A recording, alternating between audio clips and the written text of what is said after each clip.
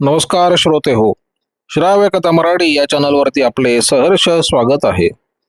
श्रोते हो, श्राव्य कथा मराठी या चॅनलवरती मी सध्या आपल्याला सुप्रसिद्ध पोलीस तपास कथाकार श्री श्रीकांत सिनकर यांनी लिहिलेली एक थरारक कथा सादर करत आहे. कथेचं नाव आहे मेट्रो समोरील दरोडा. या कथेचा भाग दुसरा. एम्पायर बिल्डिंगमध्ये प्रतापरायांना पैसे देऊन 10 मिनिटाच्या आत गुणवंतराय खाली आले. ते जेव्हा रस्त्यावर आले तेव्हा त्यांना धक्का बसला. रस्त्यावर त्यांची कार दिसत नव्हती. आपण एम्पायर बिल्डिंगमध्ये शिरल्यावर खाली कोणता प्रकार घडला याची त्यांना काही कल्पना नव्हती. गुणवंतराय बेदरून गेले. कदाचित आपल्या बायकोनं कार आपली कुठेतरी बाजूला उभी केली असेल अशा वेड्या समजुतीनं ते एम्पायर सिनेमा मागील सर्व गल्ल्या तपासू लागले. परंतु त्यांना त्यांची कार दिसू लागली नाही. आपली फियाट आणि शिल्लक राहिलेले 5,19,000 रुपये आणि साक्षात आपली स्वतःची बायको नाहीशी झाल्याचे पाहून गुणवंतराय हापकून गेले आणि ते निराश अवस्थेत आझाद मैदान पोलीस स्टेशनला येऊन हजर झाले. जी तक्रार नोंदवण्यासाठी गुणवंतराय पोलीस स्टेशनवर आले होते तेव्हा त्यांना पोलीस स्टेशनमध्ये सर्व प्रकार समजला आणि ते बाकावर झोपलेल्या रमेशकडे विस्वारीच नजरेने बघू लागले. इथपर्यंत पवार भगवानांना या प्रकाराची माहिती समजल्यावर भगवानांनी जाबजबाबाचं आपलं काम संपवलं आणि ते घटनास्थळी आले. घटनास्थळी गुणवंतरायची फियाट अंबतच्या टॅक्सीला लागलेलीच होते. भगवानांनी तिथला पंचनामा आटोपला आणि राधा गोविंदच्या टॅक्सीचा पंचनामा केला आणि ते पोलीस स्टेशनकडे आले आणि रमेशकडे वळले. रमेश अजूनही पूर्णपणे सावध झालेला नव्हता. त्याचं सर्वांग दुखत होतं. भगवानांनी त्याला पुन्हा त्याचं नाव विचारलं तसं तो म्हणाला, रमेश कुमार अजरूट कुमार गुप्ता. भगवान रमेशकडे निरखून बघत होते. तो कितपत खरं बोलतोय हे त्यांना बघायचं होतं. रमेश खोटं बोलतोय असं त्यांना वाटलं. त्यांनी पुन्हा स्पष्टपणे विचारलं, तुझं नाव खोटं सांगू नकोस, खरं नाव सांग. तू जर खोटं बोललास तर तुला महागात पडेल. रमेश कुमार अर्जुन कुमार गुप्ता. भगवान ओरडले, हवालदार, याची पॅन्ट सोडा आणि यांनी सोंता केली आहे का पहा. भगवानांची ही भाषा लगेच लागोप पडली. रमेश खोटं बोलतोय हे भगवानांच्या लक्षात आलं होतं. त्यानं जेव्हा रमेश कुमार गुप्ता हे नाव सांगितलं तेव्हाच भगवानांनी रमेशच्या कानाच्या पाळ्या बघितल्या होत्या. रमेशचे कान टोचलेले नव्हते. ज्या अर्थी त्याचे कान टोचलेले नाही त्या अर्थी हा मुसलमान असावा आणि याने सुनता केली असावी असा संशय भगवानांना आला होता. आणि म्हणून त्याने जेव्हा आपल्या सहाय्यकास आरोपीची पॅन्ट सोडायला सांगितलं तेव्हा रमेश घाबरला आणि म्हणाला, साहेब, मी तुम्हाला खोटं नाव सांगितलं, मग तुझं खरं नाव सांग. रफिक जान मोहम्मद रमजान खान. रमेश गुप्ता उर्फ रफिक जान मोहम्मद रमजान खान एवढं बोलला आणि तो शुद्ध हरपून खाली कोसळला. रफिकला त्यावेळी नजीकच्या जेटी हॉस्पिटलमध्ये दाखल केलं आणि त्याच्या भोवती पहारा बसवला गेला. एव्हाना संध्याकाळचे 5 वाजून गेले होते. संध्याकाळी 5च्या सुमारास रफिकला जेटी हॉस्पिटलमध्ये दाखल केलं. लोकांनी त्याला बरंच धोपटलं होतं. हरदयाल ट्रॅफिकचे ऑफिसर त्यावेळी योग्य वेळी जर घटनास्थळी पोहोचले नसते तर पोलिसांना रफिकचं प्रेतच ताब्यात घ्यावं लागलं असतं. रफिक पूर्णपणे गुंगीत होता. परंतु तो जरी गुंगीत होता तरी तो काहीतरी बडबडत होता. त्याच्या कॉटभोवती 2 शिपाई पहारा देत बसले होते. ते गुंगीतील त्याचं बोलणं ऐकत होते. ती सबंध रात्र आणि पहाटेपर्यंत रफिक अधूनमधून काहीतरी बडबडायचा. 3च्या सुमारास एक आश्चर्यकारक घटना घडली. रफिक ज्या वॉर्डात होता तो वॉर्ड शांत होता. या शांततेचा भंग रफिकचं अधूनमधून होणारं बडबडणं तेवढं करत होतं. 3च्या सुमारास रफिक झोपेतच बडबडला, तुमने हमको धोका दिया. हे त्याचं बोलणं ऐकून त्याच्या कॉट शेजारीच स्टूलावर बसलेला जाधव हवालदार चमकला. त्यानं आपलं कान टवकारलं आणि तो उत्सुकतेने ऐकू लागला. 3-4 मिनिटांनी रफिक पुन्हा बडबडला, अब्दुल है तुमने हमको धोका दिया. अब्दुल है?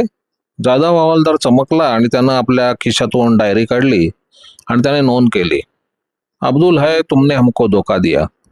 सकाळी हे दोन्ही पोलीस शिपाई स्टेशनमध्ये आले. रफिक जवळ त्यावेळी दुसरे 2 शिपाई बसले होते. पोलीस स्टेशनात येताच त्याने आपली डायरी बागवानासमोर धरली आणि पहाटेचा प्रकार सांगितला. बागवानांना हा जागा महत्वाचा वाटत होता. आदल्या संध्याकाळी रफिक बेशुद्ध पडल्यामुळे त्याला जेटी हॉस्पिटलात न्यावे लागले होते. त्यामुळे त्याची पुढील चौकशी आपोआप थांबली होती. रफिकला हॉस्पिटलमध्ये नेल्यानंतर पवार आणि बागवान एकाच प्रश्नाचा विचार करत होते. तो म्हणजे हे कृत्य एकटा रफिकच करू शकतो का? का अजून त्याच्याबरोबर कोणी साथीदार असतील? या प्रश्नाचा विचार करता हे दोन्ही अधिकारी या निष्कर्षाला येऊन पोचले की या प्रकरणात रफिक बरोबर त्याचे साथीदारी असावेत. इतकंच नव्हे तर टोळीजवळ एखादं वाहन देखील असावं. प्रश्न फक्त एवढा होता की रफिक कलावतीच्या फिएटमध्ये का घुसला आणि त्यावेळी कलावतीजवळ एवढी मोठी रक्कम आहे हे त्याला कसं समजलं? अब्दुल है, तुमने हमको धोखा दिया या वाक्यानं एक प्रश्न निकालत निघाला. ज्या अर्थी अब्दुल हैने रफिकला धोका दिला होता त्या अर्थी अब्दुल है गुन्ह्याच्या वेळी त्याच्याबरोबर होता हे उघड होता. प्रश्न फक्त एवढाच होता की एकटा अब्दुल हैच त्याच्याबरोबर होता का आणि आणखीन कोण होत आहे? बागवानांनी चिटी हॉस्पिटल गाठलं आणि त्यांनी रफिकवर प्रश्नाची तोफ डागली. बोल, हा अब्दुल है कोण आहे? तो कुठे राहतो? बागवानांच्या तोंडून अब्दुल हैचं नाव ऐकताच रफिक दचकला आणि त्याने मौनव्रत स्वीकारलं. तो काही बोलायला तयार नव्हता. अब्दुल है बद्दल रफिक फारशी माहिती देऊ शकला नाही. अब्दुल है एल्फिस्टन ब्रिज खाली पठाण मस्जिद कंपाऊंड एवढे राहतो आणि तो पुन्हा बेशुद्ध पडला. बागवानांनी ही नवी माहिती पवारांना सांगताच पवारांनी त्याच दिवशी एल्फिस्टन ब्रिजवर सापळा टाकायचे ठरवले आणि त्याच दिवशी संध्याकाळी 6 वाजता पवार आणि बागवान आपल्या डिटेक्शन स्टाफसह पठाण मस्जिद कंपाऊंडजवळ प्रकट झाले आणि तिकडे या दोन्ही अधिकाऱ्यांनी आपले जाळे रचले. या ठिकाणी गुप्त चौकशी करता अब्दुल है हा एका टॅक्सीचा मालक असल्याचं पोलिसांना समजलं. इतकंच नव्हे तर त्याच्या टॅक्सीचा नंबरही पोलीस पार्टीस समजला. पवार आणि बागवान यांच्या सुदैवानं त्यावेळी अब्दुल हैची टॅक्सी तिथे उभी होती. ही टॅक्सी नजरेस पडताच पोलीस पार्टीनं समाधानाचा निश्वास सोडला आणि लक्ष या टॅक्सीवर स्थिर केले. अब्दुल हैच्या टॅक्सीवर साधारण वॉच ठेवल्यावर रात्री 8:30च्या सुमारास एक इसम त्या टॅक्सीपाशी आला. अब्दुल हैची माहिती जमवीत असताना पोलीस पार्टीला त्याचे वर्णन समजले होते. त्यामुळे टॅक्सीपाशी आलेला इसम हा अब्दुल है आहे याची खात्री होताच क्षणार्धात त्याच्यावर झडप घालण्यात आली आणि गिरफ्तार केले. आपल्याला पोलीस पार्टीने धरल्याचे पाहताच अब्दुल है इतका घाबरला आणि तो रडू लागला. परंतु त्याच्या रडण्यास पवार आणि बागवान दाद देत नव्हते. पोलीस पार्टीनं तिथेच त्याला फैलावर घ्यायला सुरुवात केली. त्याबरोबर अब्दुल हैने आपले इतर साथीदार दाखवण्याची तयारी दाखवली जे गुन्ह्याच्या वेळी रफिक बरोबर होते. पठाण मस्जिद कंपाऊंडमध्ये जान मोहम्मद आणि रमजान या नावाचे दोघे मुस्लिम तरुण राहत होते. गुन्ह्याच्या वेळी हे दोघे आपल्या बरोबर होते असं अब्दुल हैनं सांगताच या दोघांना त्वरित अटक केली. या टोळीत रफिक नावाचा आणखीन एक तरुण होता, पण तो पठाण मस्जिद कंपाऊंडमध्ये राहत नव्हता. त्याचं पानपट्टीचं दुकान होतं आणि ते कामाठीपुऱ्यात होतं. या 3 आरोपींना बरोबर घेऊन पवार आणि बागवान रात्री कामाठीपुऱ्यात येऊन हजर झाले. रात्री 10:30 वाजता त्यांनी रफिकला देखील अटक केली. या टोळीतून एकूण 4 जण हाती पडताच पवार आणि बागवान यांना अधिक हुरूप आला आणि त्यांनी या सर्वांची कसून चौकशी करायला सुरुवात केली. या चौकशीत या टोळीतील आणखीन 2 साथीदारांची नावं बागवानांना समजली. जान मोहम्मद, अली मोहम्मद आणि गौरी शंकर अशी या दोघांची नावं होती. बागवानांनी या दोघांना 4 तारखेला रात्री अटक केली.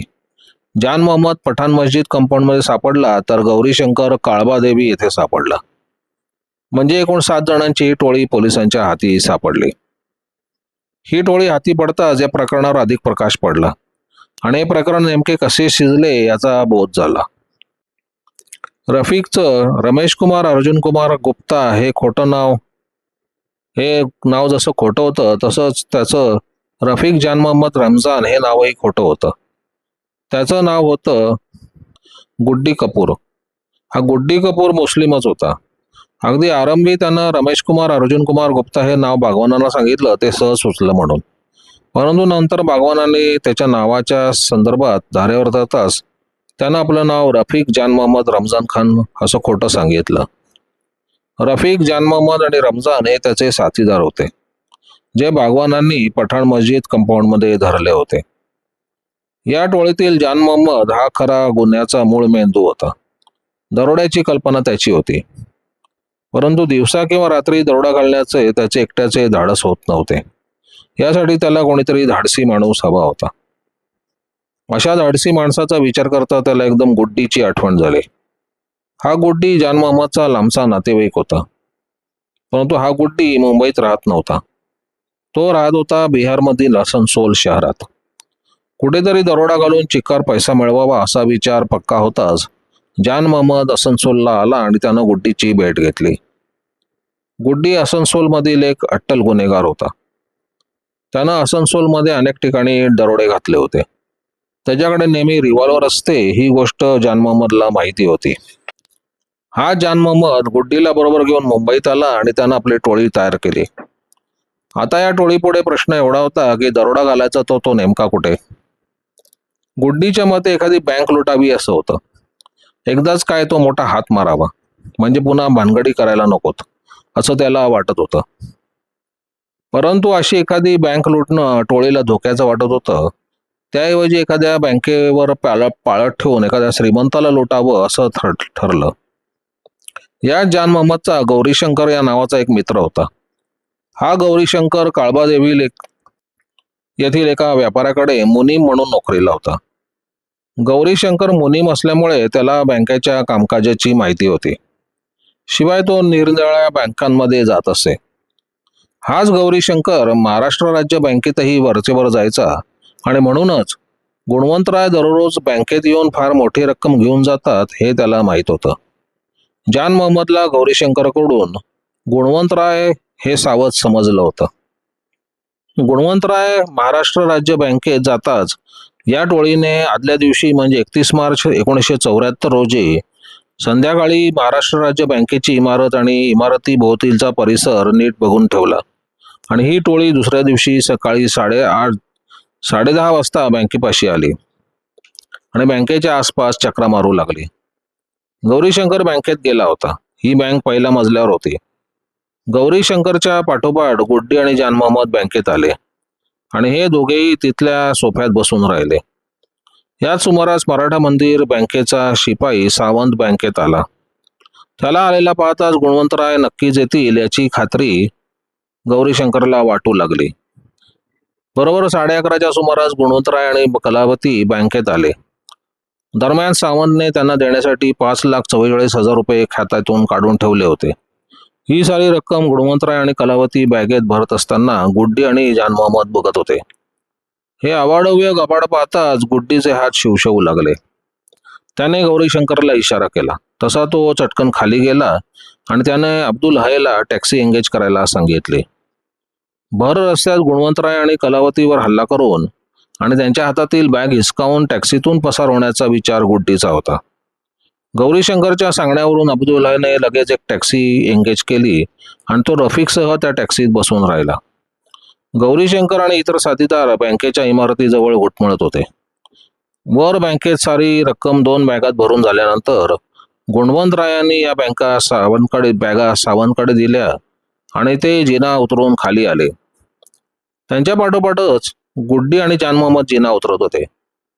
त्या जिन्यात हल्ला करण्याचा विचार गुड्डीचा होता, परंतु त्याला तशी संधी मिळाली नाही.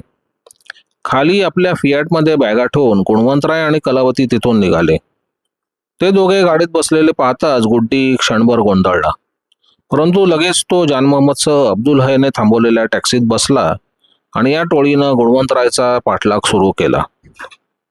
बँकेतून निघाल्यानंतर गुणवंतराय थेट आर्मी नेव्ही बिल्डिंग पाशी आले होते. तेथेच त्यांनी चंद्रकांतला 15,000 रुपये दिले, परंतु यावेळी ते आपल्या गाडीतून खाली उतरले नव्हते. ते जर खाली उतरले असते तर कदाचित गुड्डीने आपल्या जवळील रिव्हॉल्वरच्या धाकानं गुणवंतरायांना तिथेच लुबाडले असते.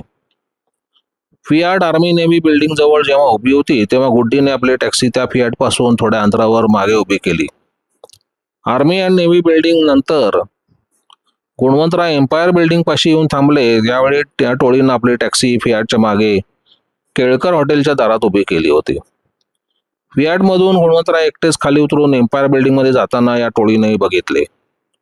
त्यावेळी त्यांच्या हातात बॅगा नसल्याचे पाहून गुड्डी एकदम अधीर झाला आणि आपल्या खिशातील रिव्हॉल्वर चाचपून तो खाली उतरला. इतक्यात त्याचे इतर साथीदारही टॅक्सीतून खाली उतरले आणि ते फियाटपाशी जाऊ लागले. पण तेवढ्यात गुड्डी फियाटमध्ये घुसला आणि त्यानं गाडी सुरू केली. फियाट चालू झाल्यानंतर पुढे काय घडलं ते आधी आलेलंच आहे.